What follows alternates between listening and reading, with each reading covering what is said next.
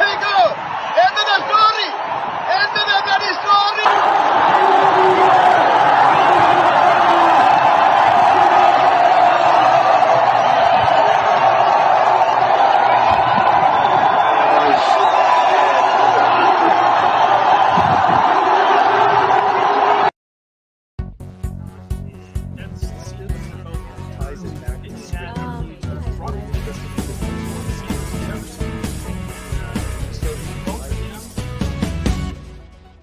You've said that these Dutch farmers are rising up against what you've called the communist agenda of the global elites. What did you mean by that? Well, it's communism to the T. If the state comes in and says, I'm going to take away your property for a so-called greater good, I don't know what could be more, essential to communism than that. So it's communism, and I'm saying that it's being done on a global scale because this is part of a bigger agenda than just the agenda of the Dutch government. Yes, it's true that the Dutch government wants the farmers' land for one reason is to house new immigrants, but this is also because they are following an agenda called the 2030 agenda. These are restrictions and climate regulations that are imposed all over the world. So we're being hit hardest right now, and we might be the first ones, but it's very important for other people to know that they could be coming to you next. As an example of these restrictions, in Sri Lanka, the government abruptly banned chemical fertilizers in an attempt to become 100% organic. Now, a food and economic crisis is devastating the country. Do you think we're going to see more of these policies and protests continue? Yes. We already see now that in Italy, farmers have gone out on the street as well. In Poland, farmers are going out. So it's spilling over, which is a really good sign because, like I said, these restrictions are going to be very relevant for everyone because it's a global agenda. They want us to eat bugs. They want us to eat the fake meat that they produce. So it's very clear that this is not something that just the Dutch people will be subjected to. And that's why we need your support from other countries. And what do you think Americans can take away from what's happening in the Netherlands? Well, from a Dutch perspective, I would say that Americans should be very happy that they have a Second Amendment and that you should protect that with all your strength. Eva Vlaardingerbroek, thank you so much. Thank you.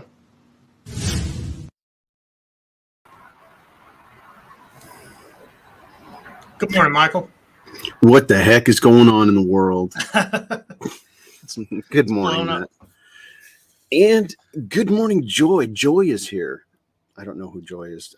I just was reading the comments while we were watching that. Good morning, Joy. Oh, we are full of joy.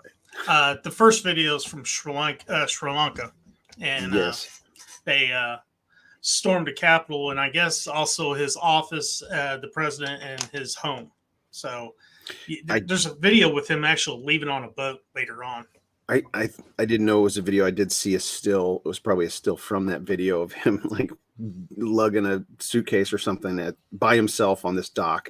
I don't know if he was coming or going from the ship. He was going. That's the prime minister or whatever. I don't know what they have a president structure of Sri Lanka is. They have a president and a prime minister. President. Now, okay. Another thing that's going on there as well is they got an oil shortage there as well because of fuel. They've actually made it where you can't buy gasoline unless you are part of the government or your public transportation. You can't buy gasoline for your personal vehicle in that country. Bonnie says Sri Lanka has a population of 22 million people, and I'm usually pretty good with geography, but I'm not visualizing where the heck Sri Lanka is. It's at the bottom of India. Okay, so it's in the Indian Ocean, basically, is their sea. Yeah, you have India here, and then you have Sri Lanka right here, real close. Is it an island nation? It's an island. It's an island. Yeah.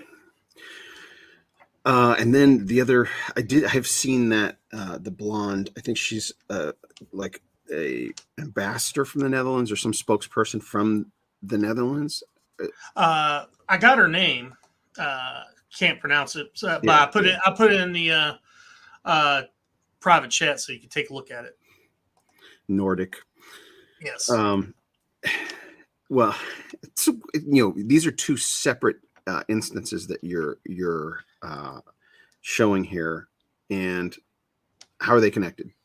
Well, the same rules are applying to them when it comes to the climate change, because the reason they're running out of fuel, food in Sri Lanka is because of the policies when it comes to the climate change from the World Economic Forum that they're trying to implement throughout the whole world. And the same things happen in Germany, Netherlands, Poland, Italy, and now they're starting to do protests in Chile. So it's happening all over the world right now.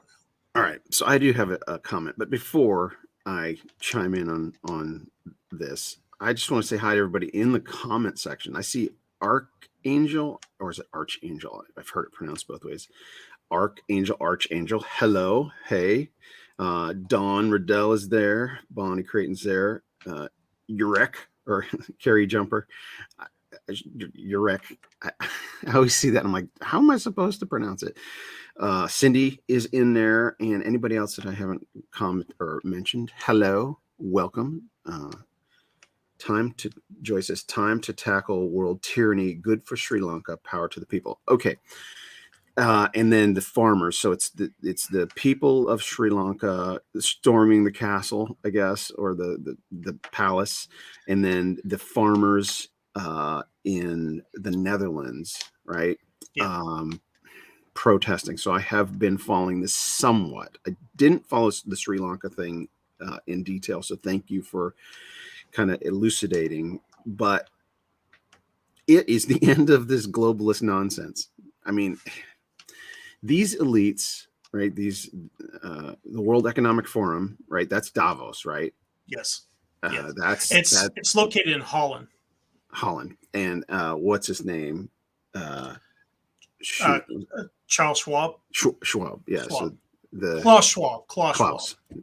Not Charles. Yeah. Klaus. Oh, Gina's here as well. Hello, Gina. When I said Charles, I'm thinking of the Q-tip. Right. So Klaus Schwab. These people, the elites, the elitist of the elites, it's a bunch of world leaders and rich people, right, that show up.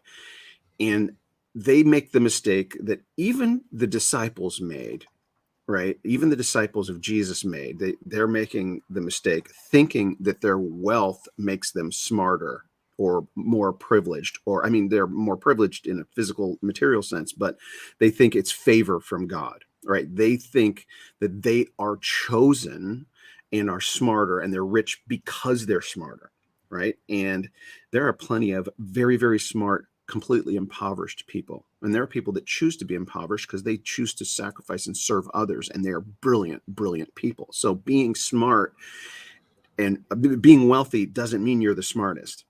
You may have intellect, but a lot of them, it's like Ecclesiastes that, the race is not to the swift and the battle is not to the strong. It's all the Lord is in control.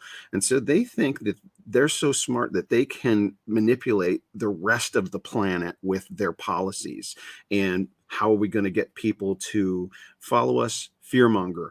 The world is running out of resources. We're here to save you. And the people are like, I'm hungry. Stop, manipulating. I need fuel to heat. I don't want to freeze to death, or I need to cook my food, or I need to have money. I don't want to depend on the government. I used to have a job, blah, blah, blah.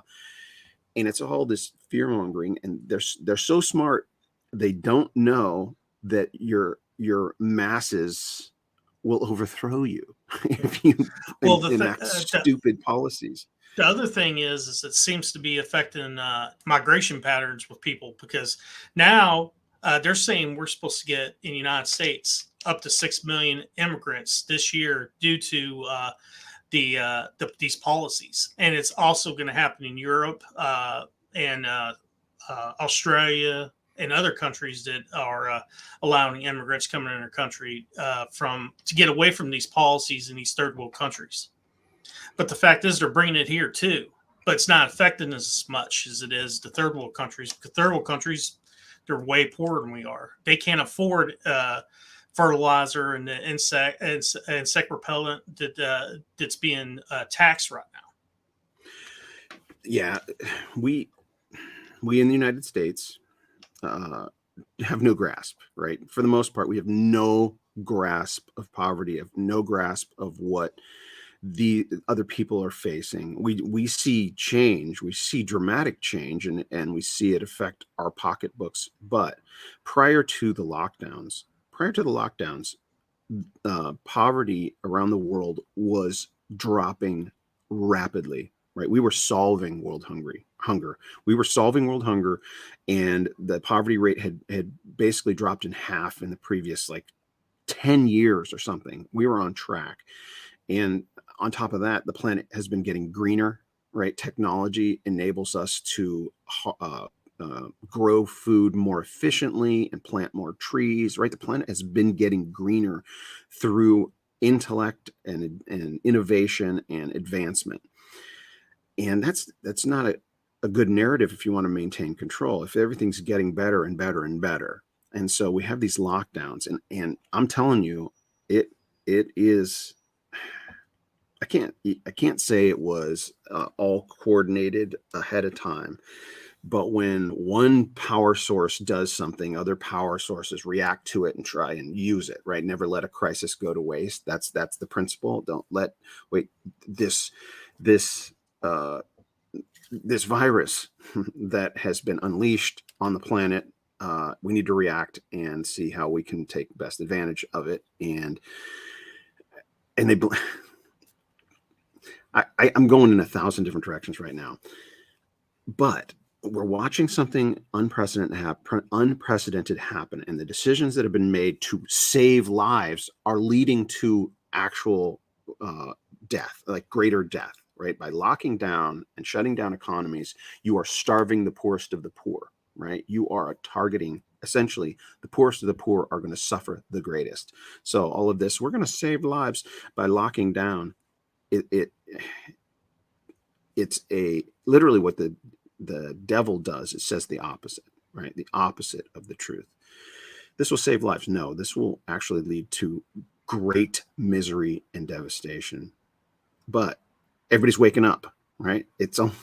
There are long-lasting repercussions of food, right? The food chain, right? The supply chain with food. If you think nitrogen is poison to the planet, that's how you feed people. You like the technology I was talking about. Wait, I want to read that. God bless you, beautiful people. Godspeed. Truth always wins. Bye from Tucson. Thank you, Michael. Somebody's leaving. Joy, got to cut out of here from Tucson. That totally distracted me because my grandfather was a professor at the University of Arizona in Tucson. I graduated from high school in Tucson. Who's this person in Tucson? Is it somebody I know? Abo D. I don't know how to pronounce it. I think that's the name of is that the name of the person? I don't know what this means. Is that the Norwegian or the? Yes, that's the woman that was on the video. That he's mentioning, and who's Thierry Baudet? I have no idea who that is. It's either a joke or the facts. I don't know, but somebody can fact check for us. Squirrel. Oh yeah, thanks, Don. All right, so I was going on a rant, and then I glanced over and was wanting to engage with people. Rescue me, Matt. Say something coherent, please. Well, I don't know. I'm not saying you don't. I'm saying I need. Yeah, I don't know if I completely agree with you that this is the end of globalism.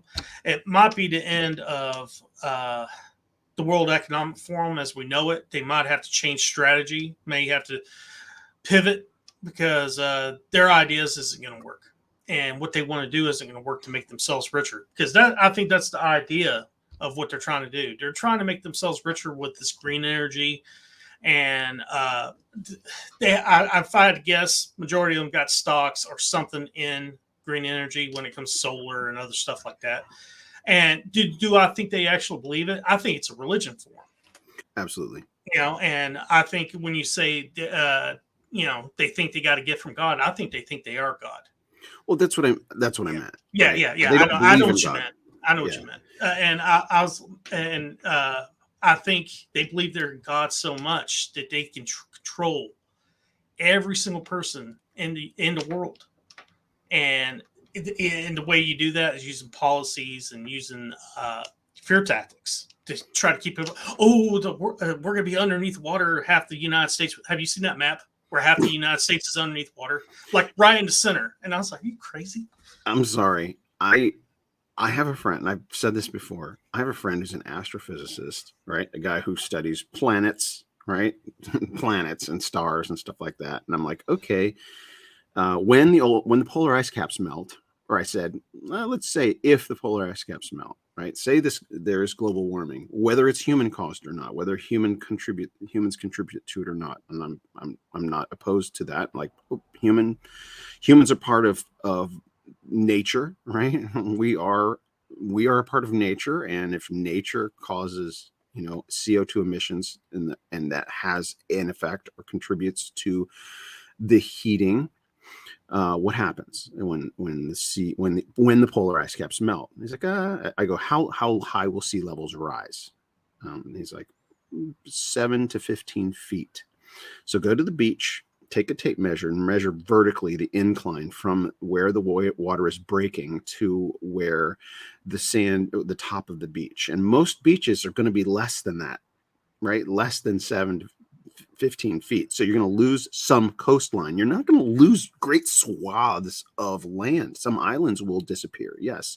But that's also over this long period of time, like hundreds of years. Okay. So there's not this catastrophe happening, and it's impossible to, for the land masses to be covered by water. There's just not enough H2O in existence to do that. It's fear nonsense. And the other thing, the Earth is it's interesting because it has a belt that goes around, brings warm water from one to another. Yep. If that thing slows down because of cold water going into it, what happens? It stalls the belt, and then you'll start getting a massive cooling a little bit. That's worse. Yeah. Yes. So my thing is, if they're right, the worst thing that might happen is it might cool down. You might have a situation where you had, like back in, I think it was during the 1600s till 1800s, you had the mini ice age, what they call it, or the little ice age, where it was colder than normal. Because before then you had really good crops, and then after that it was really cold. Like I think they fought during the Civil War, Revolutionary War at the time, and they talk about that. The Hudson was frozen. That tells you it's cold. Yeah, right. When the Hudson freezes. Shout out real quick to Independent Many United. Hello, everyone. So there used to be one of the climate crises, or one of the fear-mongering tactics used to be global cooling. There was a period, and I think it was in the 1970s, right? It's like that was the big fear. Oh, we're going to freeze to death. Well, statistically, more people die from cold than heat. Much more, exponentially more people die from cold than heat. So we should want it to be warmer. And why do people go, to Florida on vacation? They like the warm, they like the heat. And it's like, but there's this thought that the Earth's going to heat up and get hotter and hotter, and we'll all get scorched. And that's like nonsense. No, there is a magnetosphere. Yes. Our planet is incredibly dynamic and abundant, and resources replenish. You and I know this guy. We haven't talked to him in a while. We won't mention him. He's kind of fallen off. He's kind of gone MIA. But one of the things he was talking about, and he's an oil guy, and he has mentioned that there are oil. I don't know what the term is, but we have this notion that oil comes from dead organic material breaking down and being trapped in the earth. And he's saying not all oil is that way. He's saying there's oil that's not organic, that there's another process that generates oil. So it's like, oh, that would indicate that there's an unlimited amount of oil. But even if it's not just generated by a natural process, even if it is just the decaying biological materials, there's more oil in the planet than we could ever use in a couple hundred years. Right? It's not like we're running out. And that's just fear mongering for control, which brings us back to the globalism, the globalists. So I think there is going to be, well, it's not that I think, I absolutely agree there'll be one world government, but it's not what everybody's afraid of. I think there will be a time when everybody is in agreement and there is one ruler and one system. And that is promised in scripture. And it's like what Jesus wants, right? Jesus said we need to be in one accord, in agreement about the truth. And there's a human hive mind. Texas tea oil. Yeah. That's from Beverly Hillbillies, right? Texas tea. So the human hive mind idea, and this is totally going in a different direction. You see a school of fish, they all seem to react at the same time. You see a flock of birds and they just all seem to react at the same time. And that's what you see, a mass of humans flocking on Sri Lankan capital, right? That's the human hive mind, people becoming in one accord, one person saying something and everybody agreeing and acting upon it. That's a power, right, that occurs within humanity. And these globalists think that their fear mongering will get everybody on one page, and the human hive mind will be in agreement and all be locked in on this some kind of brainwashed lie. But it won't happen. It can't happen. It will never happen. It's not going to happen. You cannot convince intelligent people who know Jesus to follow along in lockstep. I think the opposite will occur. And I think as information technology shows the nonsense and what it does, it's going to break down more and more and more. That's why I say this the world is as global right now as it will ever be, right? China's got its tentacles all over the planet, but people are waking up to that. It's not going to go the other way where they'll get more and more power. They may over a short period of time, but what's her name said it. She said it. Second Amendment. And I've said this before. It is the Second Amendment in the United States Constitution that will save the world. Right?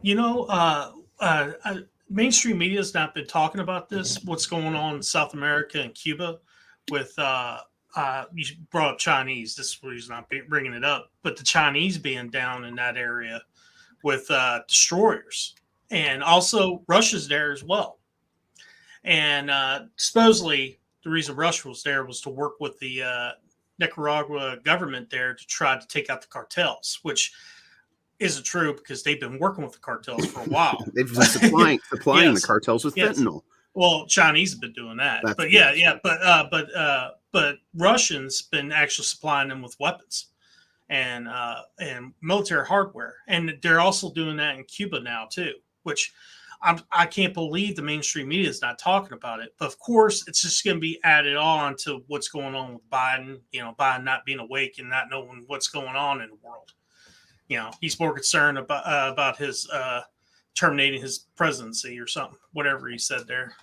in that speech. Did you see that? No. He was doing a speech, and first thing he was reading an alpha teleprompter, and he read. Say the line again. Oh, that. Yeah. Yes. And then he's talking about a 10-year-old girl had to cross state lines to get her pregnancy aborted, but he said presidency aborted. Yeah. And it just shows you where he's at. He's absolutely lost his mind. He doesn't know what he's saying from one point or another. Yeah. No, well, president, our president has been diminishing, and it accelerates, right? That the sunsetting, I guess, is what it's called. I think Mom in the comments is the one. I think she's the one that mentioned that to me. It's just old age. It's what happens to some people, and it accelerates. But it harkens back to when he said out loud, we've orchestrated the greatest fraud campaign in history. Remember him saying that? Yeah. And I heard somebody saying that because of the medical condition, that is that would hold up in a court of law, right? Him saying that, you could bring in a physician to say, when people are in this state of mind, they say things that are true, not realizing they're not supposed to say it at that time, or it's like they can't conceal what's really going on, right? They say things, and for him, he's literally in automatic mode. He's got these scripts that go through his head, and then he's got scripts that put in front of him, and he's like, I'm just supposed to do this, and the people around him. The problem, well, I didn't really want to go in that direction, but I don't remember what direction I did. Well, a lot of the things he says sound ridiculous, like about the 10-year-old. But the thing is, he hears it said to him, and then he believes it and he repeats it. I get that from my dad a lot because he suffers from the same issue. Got it. And when I did a video about a year ago about how I could tell that he was sunsetting and he had dementia, because I was like, I've seen it. I've seen it 3 different times, and I was like, it's obvious.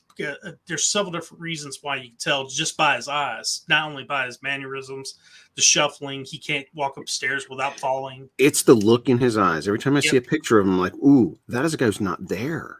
He's like, and he's in the role of the most powerful person on the planet. But let's get to this 10-year-old girl thing, because I read up on that right when it came out, and one of the people that I forget who it was, one of the sources that I read just broke it down, showed how quickly when that story first appeared, and how quickly all the mainstream media grabbed it.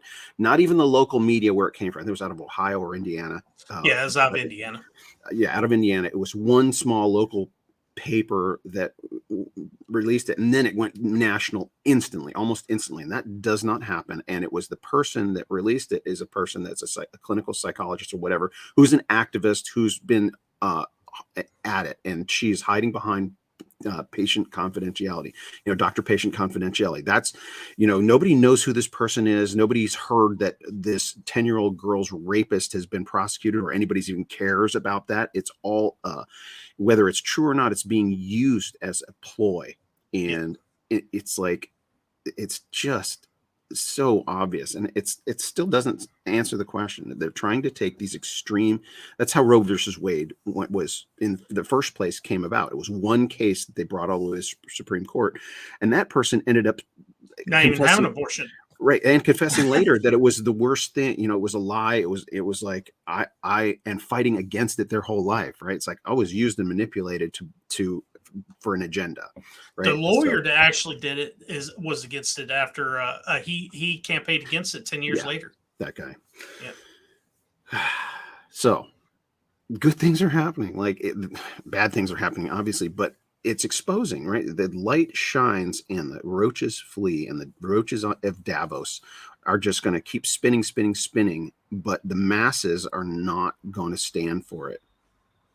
That, and with information technology as it is, nobody can take it, even with big tech, right? They cannot cancel everybody. You cannot cancel everybody. There's too much open source technology out there for the independent people to just keep creating this kind of content. And on that note, go to THISWAYNetwork.com. Go to THISWAYNetwork.com. Sign up for our newsletter. We have the first official newsletter that came out July 4th. A bunch of people here. Matt, you've contributed to it. Mom has contributed to it. Cindy has contributed to it. Lady Diana has contributed to it. I have a letter from the editor. We have Jeff, one of our previous guests, Zwering, has contributed to it, and the astrophysicist that I was mentioning. Who else? Fuzz Rana, a biochemist, has contributed to it. And we're going to do this once a month. And if we can wrap our brain around it, it might become more frequent. But I've already written my article for the next one. So go to THISWAYNetwork.com, sign up for the newsletter. The first one I think is there, but you'll get it in the mail. There. Commercial over. And the links are down in the bottom description area, so you can get to it faster. All right. Got about 40 seconds, but smash the like button, says Don. Yep. Yes.